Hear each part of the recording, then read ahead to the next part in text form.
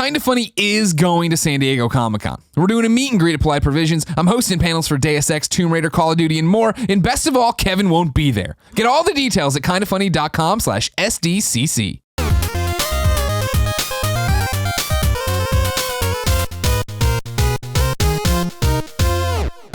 Topic 2, Pokemon Go. Again. Now, here's the thing. Last week, we talked about it very, very little. It was in the topic of what are we playing now, and I was trying to play it, but the servers kept crashing and all that. So I had very little experience with it, and that was the day that it came out. So it was not nearly the phenomenon that it is now. In the last week, it has taken over the entire world, it seems like. Every social feed, every newscast. Right. Like, me and Kevin were at Ramen, and we're seeing a freaking Krabby on ESPN. It's like, what the fuck's going on? This is such a weird world that we live in. It's been so crazy. It is fantastic. Shout out to Team Mystic. So all the other teams, fuck y'all. Let's start. How much of it have you played? Because then I want to get to like what's happening in society and like what the hell's going on. But like, I have played as much as I could in my day to day. So the thing is, it's like Day-to-day. Day-to-day? Yeah. Shout out to day to day. My favorite Pokemon. Yeah, exactly.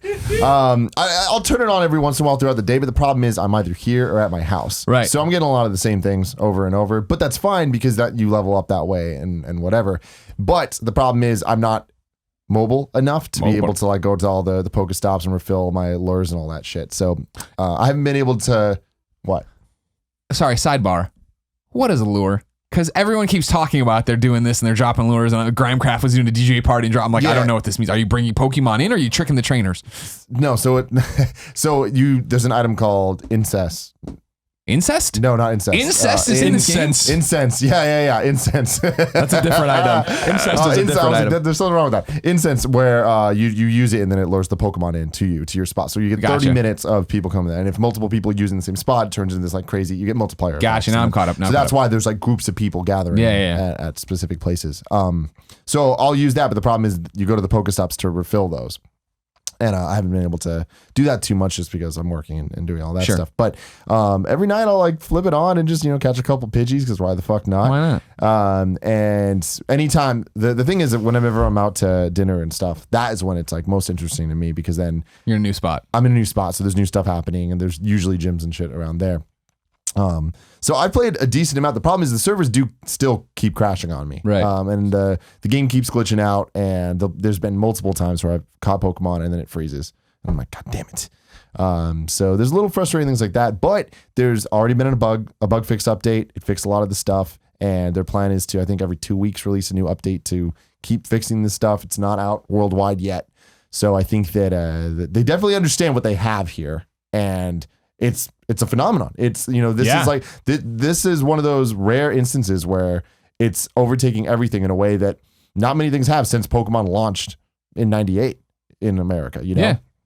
And it's crazy to see, like you were talking about Aaron playing it. Like Gia talked to me, she's like, should I download it? I feel like I don't want to be on the bandwagon. And she was telling me this whole conversation she had with her friend about both of them being like, I don't know if we should because whatever. Fake gamer girls. That's hilarious that like that's even a conversation happening that Gia's thinking about downloading a Pokemon game. Yeah. Like the fuck. She should totally do it. But what's cool is I know so many people that are playing and that are addicted to it that are not gamers at all. Yeah. And I think we all have those stories. But my friend Kerr and his girlfriend Shari is obsessed with it more than he is, and he loves it too. So they'll be out every morning. I wake up and I just hear the freaking Pokemon theme music playing because they're in the other room booting the app up. I'm like, this is awesome because it's just getting people engaged. And it's like, I feel like so many core gamers are bitching that it's like, there's no game here, and I got bored in a minute. If you get bored in a minute, you're not doing it right. Like it's not about the gameplay. Like the gameplay is very minimal. It's just collecting them. It is, and it's more about just using the app as you go about life. Yeah. Like it's an ongoing kind of passive thing in a lot of ways that's only active when you are thinking about it and want to go from there. So it's like, for me, when I go out to dinner, that is the perfect time where it's just like, cool, I'm gonna catch a motherfucking Krabby because why the hell not? But what's weird is I admittedly want more from this. I want this to be more of a fleshed out thing. I want there to be badges and I want to be able to train and like fight people in a more direct way instead of just the gym system they have. But I also understand that how dumbed down and simplified it is why it's so appealing to people. And it's not a huge commitment. It's not a big time. Exactly. Yeah. And the opposite of that though is it's obtuse as all hell. Like when you first boot really it up, is. you It don't really know is what the obtuse. hell you're doing. It's really weird. And what's interesting to me is I've learned more about this game from random motherfuckers on the street telling me what to do than anyone else. Really? And that's insane. Yeah. Like I was at Buffalo Wild Wings a couple nights ago and someone saw me with it and he's like, oh dude, hey, no, you're doing this wrong. You got to make sure that when the circle's in the right place, that's when you do it. I'm like, oh shit. And I did that. I'm like, cool. Didn't know that because the game does not tell you that at all. Yeah, that was a big takeaway for me was Erin downloaded it when we were in Las Vegas and she was like, I don't understand this. I'm like, all right, give me the phone. You're like I'll dad teach- stepping in. Yeah, Give me the controller. My assumption is like I've been playing games for 30 years. I'll teach you how to play. I understand. I'll read it. And I was like, I have no fucking idea. And then I went. I'm like, where? I'm like, you're like, do you throw it or you drag it? And then I was like, and I was like reading. I'm like, huh. And then I went online and I found like a lot of the answers. And she started understanding it way more than I do now. But it's one of my major takeaways is that it's obtuse. But I think it's intentionally obtuse because it Makes you talk. It enhances the social aspect of the game. I mean, here's the thing about this game to me is I've really marinated about it is I started messing around with it on Erin's phone. I haven't downloaded it on my phone, but I messed around with it on her phone and I get it. Like I totally get it. I mean, I immediately got it. I'm like, yeah, I totally understand why this is fun for people. This would be fun for me. I'm not going down this road. I can barely find time to play the games I want to play. I'm not going to fuck with this game. But this is one of the examples we talk about with like companies like Apple, right? Like the iPhone seems so obvious, but it's not. It's like it took vision to like come for someone to be like, you need this. And frankly, like the game isn't this technical behemoth. It's not like there's nothing really radical about it. It just took vision to realize that like this is pertinent. This is exactly what Pokemon needed to do because we've been saying for years, like put Pokemon on iPhone. What did I mean by that? Put fucking Pokemon on iPhone. You know, why is Sun Moon not on iPhone? I mean, that was like kind of my vision about what Pokemon on iPhone would be, which would still be huge, but not like this. And so like this takes the basic, more simple aspects and the inherently social aspects of Pokemon. Although I know they're going to put in like trading, like direct trading and all that kind of stuff, which I think was in the Well, they didn't say reveal. that yet. Well, they said that they're adding things because that's in the reveal trailer, right? So like that, they're clearly working on that kind of stuff, and they did talk about that. I think wasn't it on Colin and Greg Live? Where he's like, yeah, they did say that. They're like, that's a fundamental aspect of the game, and we're working on that. I think it was basically. I'm sure like it's a fundamental aspect of Pokemon, but I don't think that they've announced that they've. I might be wrong about this, but I don't think that they've said that they're adding trading to this. I think they did, but I'm gonna look. Yeah, look. Look up like a Niantic CEO interview that from like 2 days ago. I really respect the shit out of this game. Like I do. Like I'm not gonna sit here and lie about it. Now. It's like ruining social media for me, but like, so I ruin social media for people all the time during football season and stuff. So I'm not saying anyone's doing anything wrong. It's certainly keeping me off Twitter because I'm like, I can't right now. I can't with this. But I'm really, it's really appealing how many people are playing it, how much money they're making. They said early on they were making about $2 million a day, which is a lot of money. They can do way better, and they're gonna do way better because the game is only out in New Zealand, Australia, and the United States, and I think Japan. So. Is it out in Japan yet? I don't think it is. Okay, so not even in Japan. So those 3 territories. So once it's out, I mean, it's going to be bigger than anywhere in Japan than it is anywhere else in the world, obviously per capita.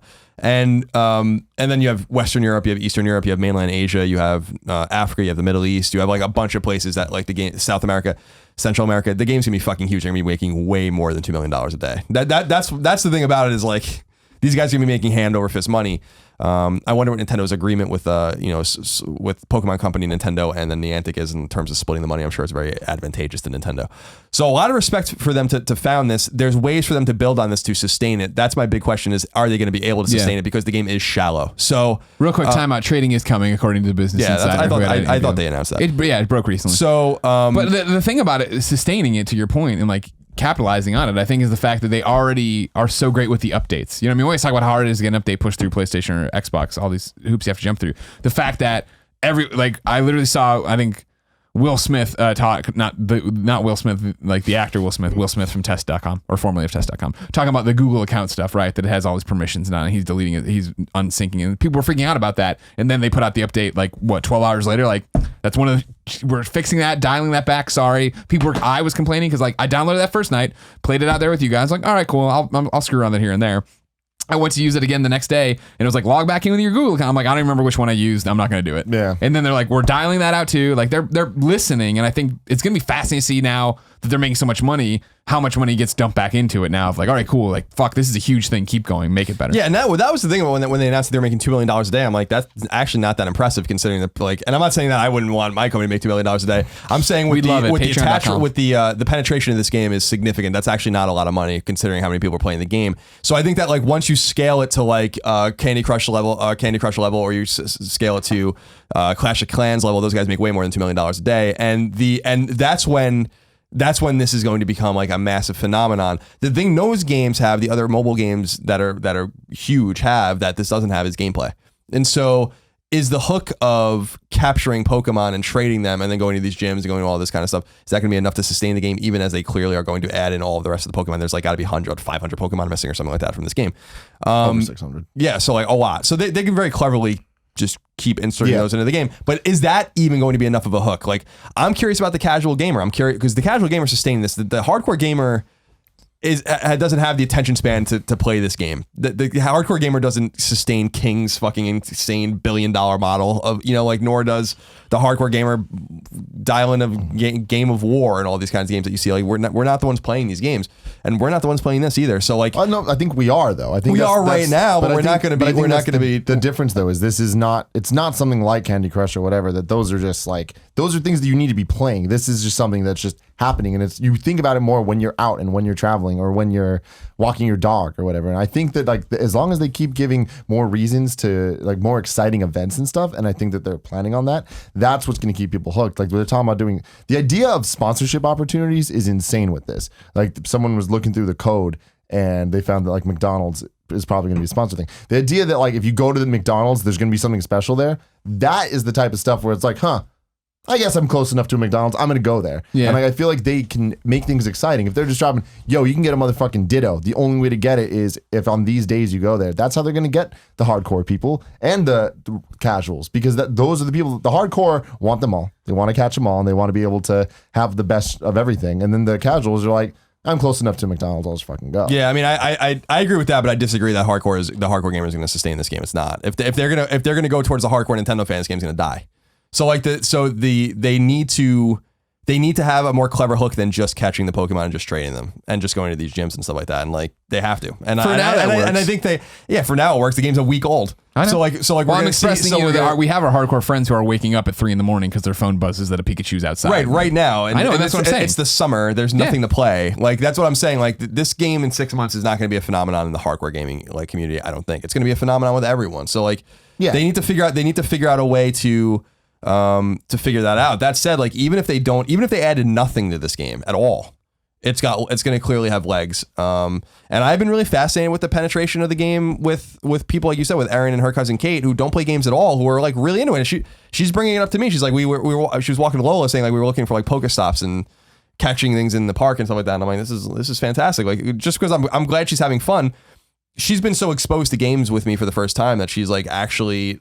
I don't think she's ever gonna become a gamer, and that's not really not important to me at all that she does, but that like she's appreciating what these games are all about. And so even if this is her entry point in many ways to playing games, I think that's pretty cool. And I have an immense amount of respect for the way they made this game. I think it takes vision to make a game like this. I don't think it's as obvious as there is another Pokemon game on mobile, right? And it's not like a deep Pokemon game or anything like that, a Pokemon Shuffle, whatever the fuck they call it. And this made more money, and this has already made more money in a week than it made Lifetime on that other app. So.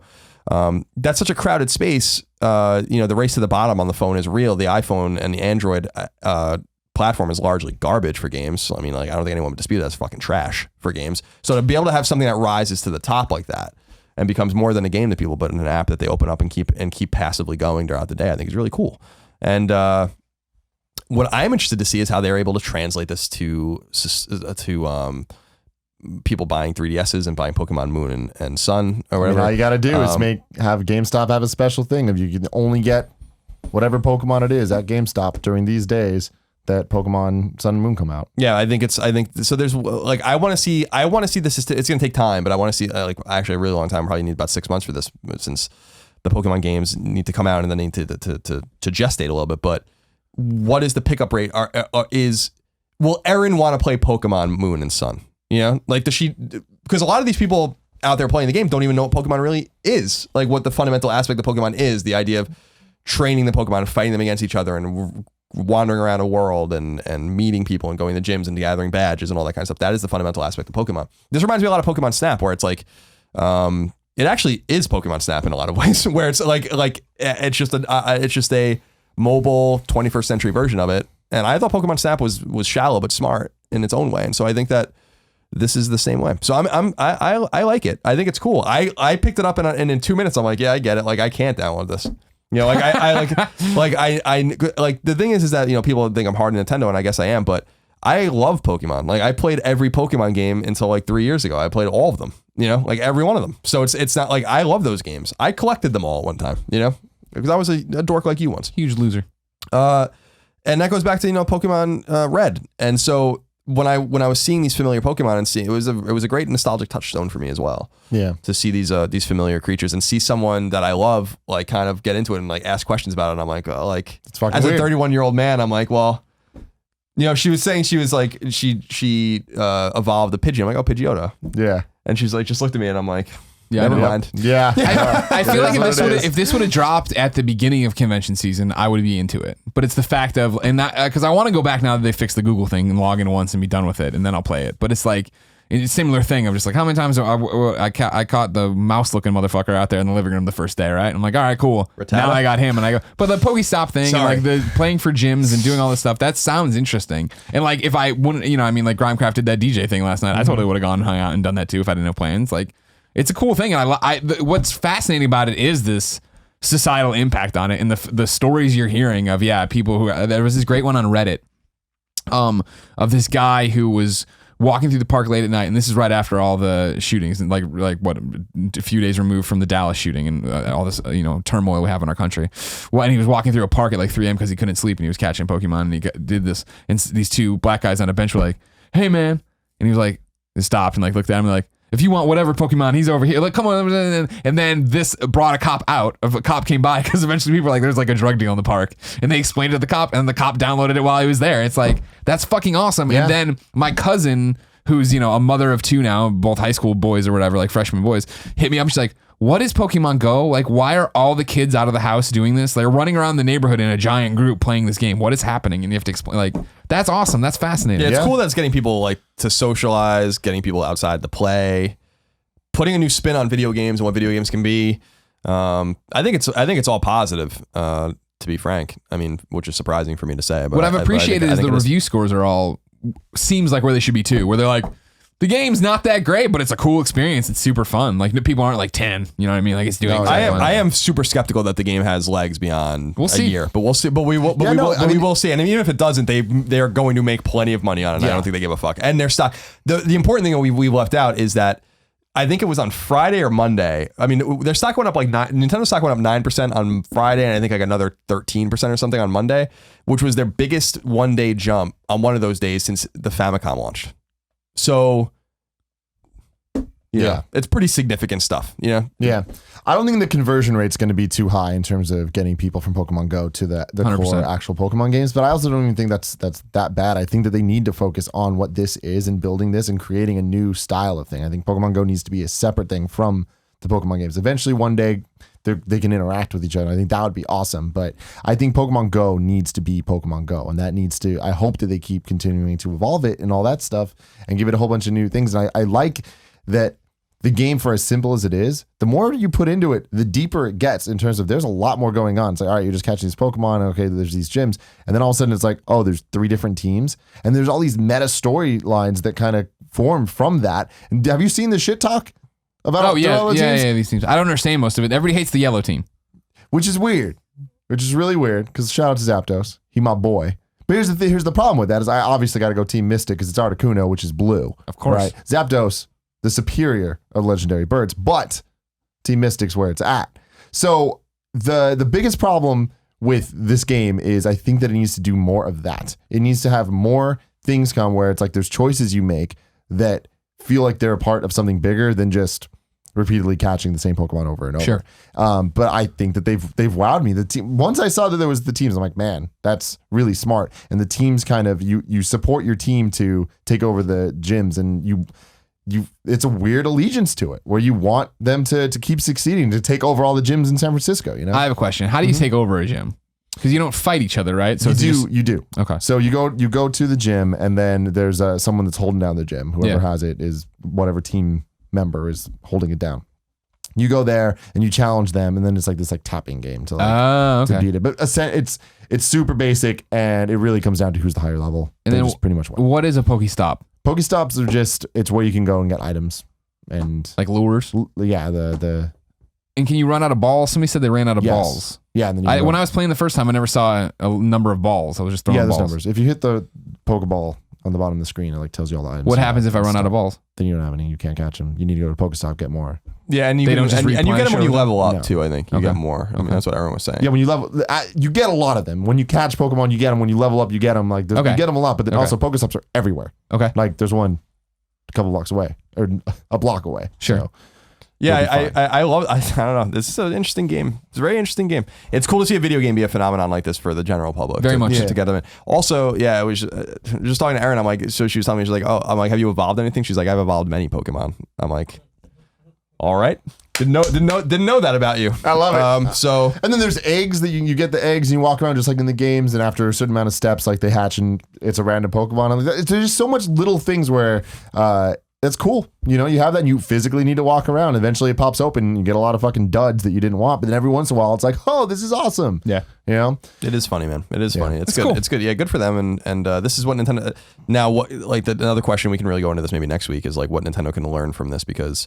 I think it tells them a great deal about what they need to do. Yeah. They choose to abandon their hardware. But what's interesting too is when you look at the Wii, and it's just like the Wii was a similar thing where they had this thing where all of a sudden all these people that don't play games and everybody's talking about this, and then they didn't really do anything with it. So that's the big worry here. Is I hope that they don't repeat that fast. But hopefully this is a different Nintendo, and hopefully that they're realizing what they have. And it have does IP. get really interesting that Nintendo seems to not have much to do with this. No, they don't. It's totally Niantic and the Pokemon Company, which Nintendo only owns 30% of. Yep. So Yeah, that's the other thing is like Nintendo stock's going up and they have to have they are making a lot of money, but not all the money's going to them. yeah. Certainly the lion's share probably, but And I think the most interesting thing about this though is that the stats of how well it's doing, where you're talking about the stock going up and all that, but in addition to that, it's the #1 mobile game ever in terms of downloads and all that stuff, and in terms of daily active users and time spent in the app. It's rivaling not even just games but apps, Twitter, yeah. Instagram, all this stuff. It's about to eclipse Snapchat.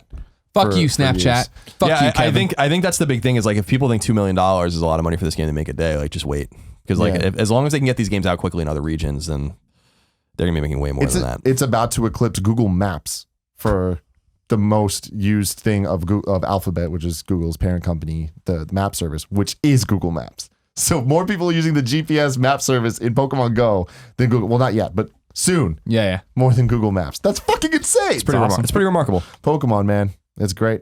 So great. I love this. Thank God. We got to win, guys. Fuck yeah.